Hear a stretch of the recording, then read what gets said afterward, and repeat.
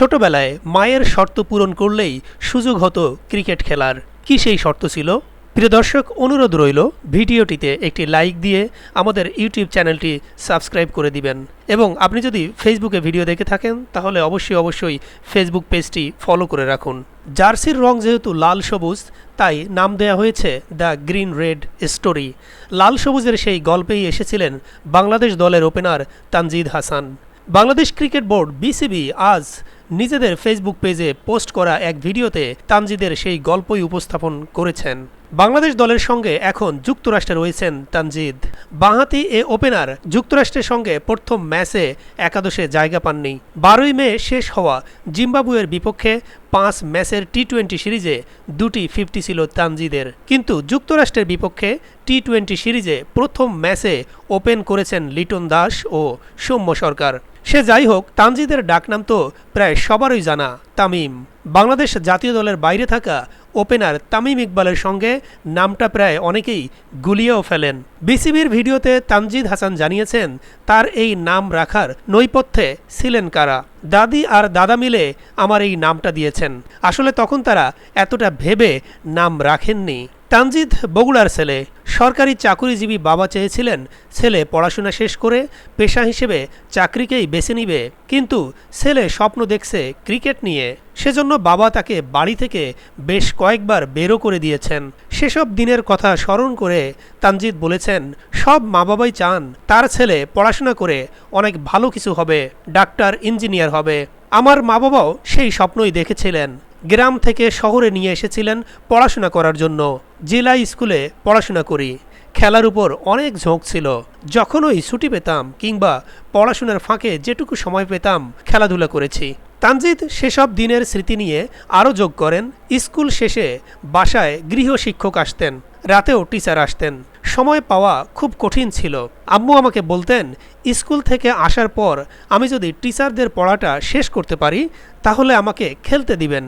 আম্মু আমাকে আরেকটি কথা বলতেন, যদি আমি লেখাপড়ায় ভালো করতে পারি তাহলে আমাকে একাডেমিতে ভর্তি করিয়ে দেবেন, ব্যাট বলও কিনে দিবেন। আমিও পড়াশোনায় মোটামুটি ভালোই ছিলাম, রেজাল্টও ভালো করতাম। এসব শর্ত পূরণ করলে আম্মু আমাকে খেলতেও দিতেন। বাংলাদেশের হয়ে 15টি ওয়ানডে এবং 5টি টি-20 খেলা এই ওপেনার মনে করেন ছোটবেলায় খেলার সেই ঝোঁকই তাকে এতদূর পর্যন্ত টেনে নিয়ে এসেছে। আব্বু অফিস থেকে ফিরে হয়তো দেখতেন আমি বাসায় নেই, টিচার বসে আছে, আমি মাঠে খেলতে গিয়েছি। বাবা এজন্য অনেক রাগ করতেন। বাবা যে কঠোর হতেন এটা নিয়ে আমি কিছু বলতে চাই না, কারণ প্রত্যেক বাবা মাই তার সন্তানের ভালো কিছু চায়। এখন আমার মা বাবা আমাকে অনেক সমর্থন দেন, ভালো ও খারাপ দুই সময়ই সমর্থন দেন। 23 বছর বয়সী তানজিদের আন্তর্জাতিক অভিষেক গত বছর আগস্টে। প্রায় 1 বছরে তার জীবনটা বেশ পাল্টে যাওয়ার কথা, কিন্তু তানজিদ জানালেন তেমন কোনো পরিবর্তন আসেনি তার জীবনে।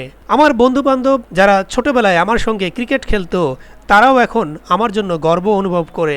গ্রামে কিংবা শহরে তাদের সঙ্গে আড্ডা দেয়া হয়। অনূর্ধ্ব-19 বিশ্বকাপ জয়ের পর সবাই এ ব্যাপার নিয়ে গর্ব অনুভব করত। তানজিদের কাছে বিশ্বকাপ জেতাই সবচেয়ে গর্বের। বিশ্বকাপে খেলতে পারাটা ভাগ্য বলে মনে করেন তিনি। গত বছর ভারতে ওয়ানডে বিশ্বকাপে খেলেছেন তিনি। এ নিয়ে বলেছেন, আমি অনেক সৌভাগ্যবান যে বিশ্বকাপে খেলতে পেরেছি। একটা ব্যাপার আমি বিশ্বাস করি যে হয়তো নিজে তেমন ভালো কিছু করতে পারিনি, কিন্তু যে বিষয়গুলো আমি 2 বছর পর শিখতাম সেগুলো আমি হয়তো বিশ্বকাপে খেলার মাধ্যমেই শিখেছি। বড় বড় খেলোয়াড়ের পরিণত মানসিকতা দেখেছি, যেটা আমাকে পরবর্তী সময়ে অনেক সাহায্য করবে।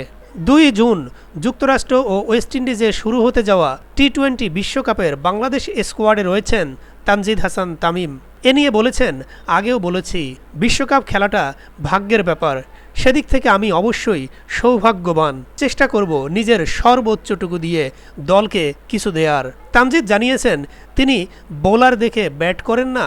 আমার সবসময় মানসিকতা থাকে ইতিবাচক। কখনো বোলার দেখে খেলি না, বলের মেধা যাচাই করে খেলার চেষ্টা করি। কখনো লক্ষ্য ঠিক করি না, ম্যাচ ধরে ধরে এগোনোর চেষ্টা করি। প্রিয় দর্শক, খেলার খবর এবং দেশ বিদেশের আরও মজার সংবাদ নিত্য নিয়মিত পাওয়ার জন্য আমাদের ইউটিউব চ্যানেলটি এখনই সাবস্ক্রাইব করে রাখুন এবং আমাদের ফেসবুক পেজটি ফলো করে রাখুন। দেখা হচ্ছে পরবর্তী ভিডিওতে। ভালো থাকবেন। আসসালামু আলাইকুম।